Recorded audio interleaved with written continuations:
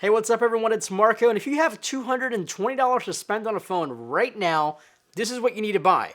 Alright, bye. Now this is a 2015 or third generation Moto G. This is basically the best budget phone money could buy right now in 2015. And well, it's sort of like expected because Motorola sort of invented the best budget phone a couple years ago with the first generation Moto G. This is the third generation, has tons of stuff. This phone is so important to Motorola actually that they have sold so many of these that this is the #1 selling phone in Motorola history. Better than the Razr of 2004 and all those phones. So this is a pretty big deal. So let's go ahead and get into the full review. The Moto G philosophy has been pretty simple from day one.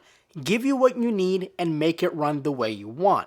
No excess, and the third generation Moto G is exactly that. What you're looking at is a phone that has a 5-inch 720p IPS display, a quad-core processor, 2GB of RAM in my case, a decent GPU for gaming performance, and for the first time ever, the first iteration of the Moto G comes straight with LTE. You're also looking at a fairly large 2,470 mAh internal battery and a spot to expand storage via micro SDs. Also, two more things worth mentioning. This phone has the same camera sensor as the $600 Nexus 6, and it's water resistant in 3 feet of water for up to 30 minutes. All of that in a phone that costs $220. You can even buy a less expensive 8GB version of 1GB of RAM, and the rest of the internals are exactly the same for $179.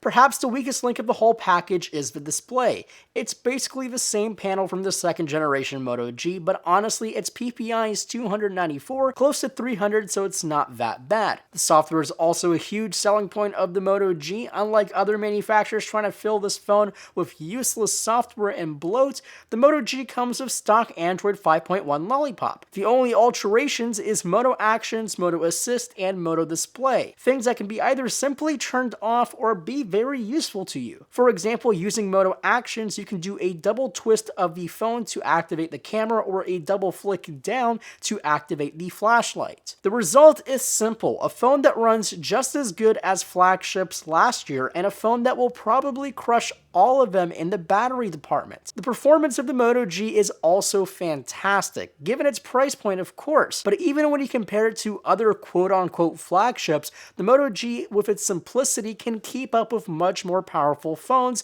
that are usually filled with loads of widgets and bloat. Now one thing I'd like to mention is the battery life. The Moto G is hands down one of the best smartphones when it comes to battery life. As a fairly heavy user, I wasn't able to kill the Moto G in one go. At best, I had around 40% remaining on the battery when I went to sleep, and on standard days, I would usually have around 50% remaining. And if you're an extremely light user, you may be able to stretch a whole 2 days without plugging it in. And the last thing I want to talk about is the camera. While it's no secret Motorola has had subpar cameras in the past, the Moto G is definitely not a phone that is expected to break out of that habit. For starters, it comes with the same camera as the not so good camera found on the Nexus 6, but it doesn't bring things like OIS and UHD video recording, which is completely expected at this price point. But it is usable and fairly good in well-lit situations. So the Moto G, it's the king of on budget. It's a very special phone to Motorola and also to a lot of you guys watching this video right now. People who just want a very good smartphone with no excess that doesn't cost a whole lot of money. It's literally one of the best phones of the entire year and it only costs $179.